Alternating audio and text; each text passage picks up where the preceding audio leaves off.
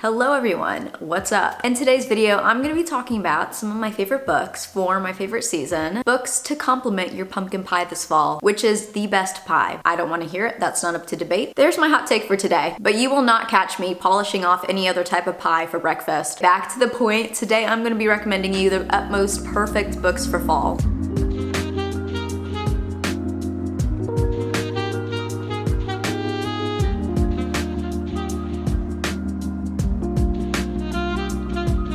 Not all of these books are necessarily fall themed, but they do give off that fall feeling. When I was getting these books together, I made sure that we had a unique list here, something for all types of readers. So we definitely span over a few different genres today. I know, surprising, it's not all thrillers. Shocking. And saying all that, let's start with a thriller. A Flicker in the Dark by Stacey Willingham. This book was hyped up initially when it was released, and I've only heard crickets ever since, which is definitely unfair considering how much this debut thriller gave. In this book, we follow our protagonist, Chloe Davis, daughter of a serial killer who was responsible for the deaths of 6 teenage girls. Now, 20 years later, Chloe is a psychologist in the midst of wedding preparations, but just as Chloe is starting to finally grasp that happiness that she has been working so hard to achieve, local teenage girls start to go missing, leading Chloe to experience a strong wave of deja vu, as she cannot unsee the parallels from 20 years earlier and is inadvertently led to stop another serial killer for the second time. Before this book, I couldn't even begin to imagine what that must have been like for Chloe, dealing with losing someone you trusted and are closely related to being a psychotic killer. The cover of this book matches the dark atmosphere in here perfectly. As y'all know, I love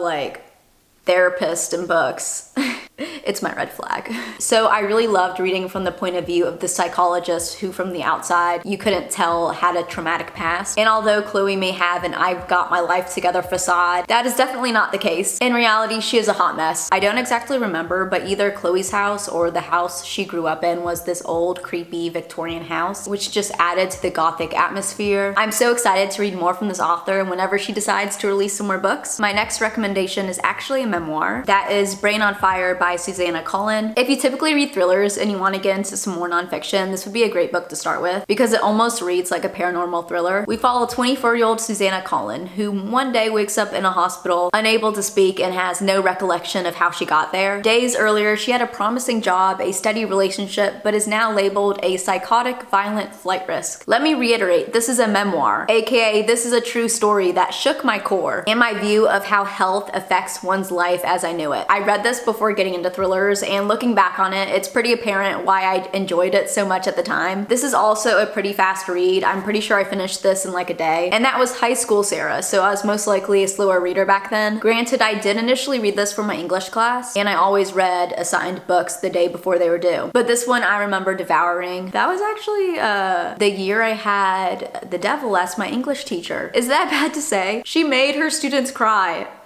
She made me cry. Apparently, she did not get the memoir that I already had enough anxiety in my life and didn't need a dose of added stress every other day. Though that class did lead me to pick up this book, so thanks, I guess. Okay, so these next books I'm gonna talk about together. That is Verity, November 9th, and Layla. I couldn't make this video without mentioning these, okay? These are the epitome of Coho's most fall-esque books. I'm holding them upside down. We've got Verity, a twisted romance thriller that will leave you quaking in your books. I meant boots. Quaking in your books. I guess.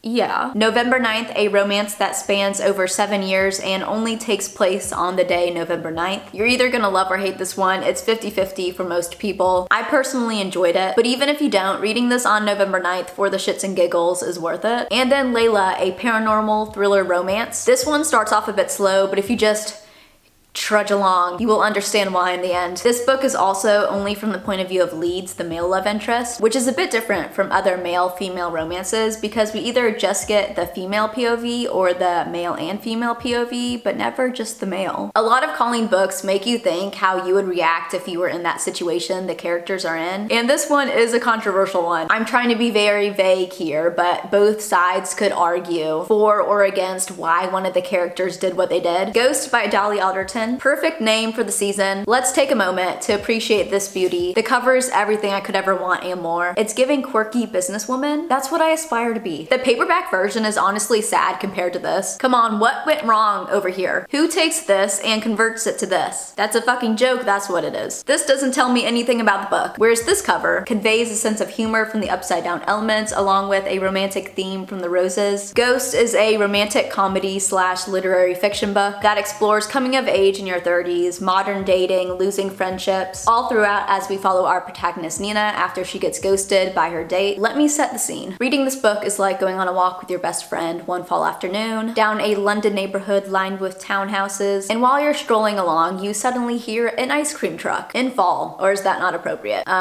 Scratch that. You suddenly see a hot chocolate stand. So you and your friends say, fuck it, let's go get some cocoa. So now you guys are strolling along, sipping your delicious drink, when suddenly your friend takes a tumble in her hot chocolate, goes splat. And so initially you laugh because that's your best friend just being clumsy as ever, but then you're hit with a sense of sorrow for your friend and you just want her to be happy and okay in life. I don't know, sometimes people get really attached to their drinks. Okay, if you're now confused, like I slightly am, essentially this book is not only funny but also heartfelt and gorgeous. Okay, I think I've gotten my point across about that now. Part of Your World by Abby Jimenez. I love this book. This is one of my favorite, possibly favorite of all time romances. If I could, I would shove this down your throat in every single video. I love this book so much. The vibes in here are like if Gilmore Girls had a crossover episode with Grey's Anatomy. This takes place in a small town. Our protagonist is practically April Kepner. What more could you ever want? This book follows the point of views of Alexis and Daniel, who live completely different lives. Alexis is an ER doctor in the city, whereas Daniel is a mayor, carpenter, innkeeper in a small town. So these two wouldn't normally cross paths, but one night after Alexis ends up in Daniel's town, one thing leads to another and they end up having a one-night stand. But this short-term fling is so much more than that. And so Alexis must grapple with this relationship that brings her so much happiness, but also what she would lose if she continues to pursue it. This was such an unexpected love for me, and if you haven't read this yet, you are missing out. The Turn of the Key by Ruth Ware. If you are looking for a Halloween night read that will make you feel frightened of your surroundings, look no further, here it is. I recently talked about this, but for a quick synopsis, we basically follow Rowan, who has just been charged for murder of the kid she was nannying, but Rowan claims she did not do it. So throughout the book, we follow her letters she writes to her attorney, explaining what led to that horrifying accident. Every time I think back on this book, I love it even more. So creepy, like I question children after reading this book. Just children in general, all children, and what really goes on inside their heads. Never underestimate kids. That's what I learned from that book. The Truly Devious series by Maureen Johnson. I would describe these books as cozy, dark academia. This series is set at a boarding school in Vermont where they literally put maple syrup on everything. I'm not sure how that's relevant right now. Moving on. But basically at this school, we follow Stevie as she tries to solve the cold case of the disappearance of the dean's daughter that occurred many years prior. These books are so fun. I love the friendship group. The characters are such comfort characters. You have to remember that these are YA, so they don't get too dark, but they give you that incomparable cozy YA feeling. If you know me, of course these next books were gonna be on here. Finley Donovan is Killing It and Finley Donovan Knocks Him Dead by El Cosmano. Y'all know how much I love this series. Finley Donovan is Killing It is one of my favorite books of all time. I wish it had a better name because when people are like, hey Sarah, what's your favorite book? And I'm like, it's Finley Donovan is Killing It. Ugh. It just kind of cheapens the book. But then again, it is a pun.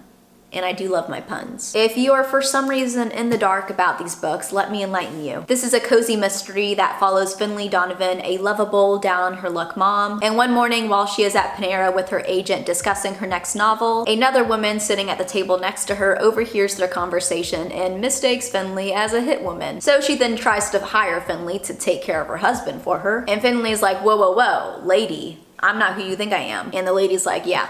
Sure you're not. So Finley now has this job opportunity with a financial reward that she could really use, but also like she isn't a criminal. If for some reason you need even more convincing to pick up these books this fall, in one of the books, I forget which one, but the characters go to this pumpkin patch / fall festival, you know, where they have like corn mazes and everything. I don't know what the name of those are. So there's the fall vibes for you. The third book in the series is coming out in January, so get on to reading these. I am so excited. You will be excited. We can all be excited together. together. Good Rich People by Eliza Jane Brazier. Oh my, wow, that is a fancy name. By Eliza Jane Brazier. Contrary to the name, if you're looking for something with cynical rich people, this is the one for you. This is a dual POV thriller that follows Lydia and Demi. Lydia is the wife in this family who invites people to live in their guest house and then they fuck up their lives. And Demi is a homeless woman who ends up being one of their tenants. I love a book with social commentary, especially a thriller, because we not only get the thrills, but also I feel good for spending my time reading something a little more nuanced in a way. The Best of Friends by Lucinda Berry. To sum up this book in one word, actually 2 words, mommy drama. We follow these 3 moms who have grown up being the best of friends, and now as adults, each of their sons are best friends as well. I think that is every childhood friendship's dream, to grow up and move next door to each other and then have children that subsequently become best friends. But one fateful night, the sons' friendship takes a turn for the worse, leaving one dead, one in a coma, and one traumatized to speak. So at first, the moms try to stick together through this tragedy and support each other, but as the police investigation ensues, secrets are revealed regarding each other, their friendship, and their children. This book also has like really short chapters and is only about 270 pages, so it's a really fast read. Daughter of the Pirate King / Daughter of the Siren Queen by Trisha Levenseller. This is a series. It is a rare occurrence over here on my channel that you will see me recommending a fantasy novel. Typically, reading fantasy requires a whole additional set of reading skills that I apparently do not have or just don't particularly care to utilize. Especially when it comes to high fantasy, I cannot wrap my head around those books. I start reading and by page 2, I'm mentally checked out of the library. But you don't have to worry about all of that world building or political system development because these books take place in the real world. Especially in the first book, it's kind of like you're reading a historical fiction novel from when pirates were around with just a dash of an additional fantasy element. This is the second book. So in the first book, we follow Alosa. I'm not sure if that's how you say her name, but we follow Alosa, daughter of the infamous king of the pirates and ruler of the seas. But when Alosa is sent on a mission to retrieve an ancient map, she gets captured by some enemy pirates. Not to worry though, because that is all according to plan, giving her the perfect opportunity to search their vessel where she believes the map is hidden. The only thing, more like only person in her way, is the infuriating but also very attractive first mate Raiden. These books are fun, easy to understand, and the perfect mix of romance and adventure. This is probably a bad idea.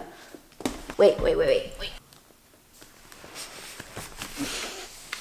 Here we go. All right, so here's all my fall book recommendations. I made a whole separate video of what I'll be reading this fall. You can click on the I'll take you there. How nifty. Hopefully you guys got a few recommendations out of this video. I'd love to know in the comments any books you read recently this fall that you'd recommend. As always, if you enjoyed this video, make sure to give it a thumbs up. You can also comment, interact, subscribe, all that fun YouTube stuff. I love our community over here and interacting with you guys in the comments. It really just makes my day. I hope y'all are having a fantastic day and I will see you in my next video. Bye.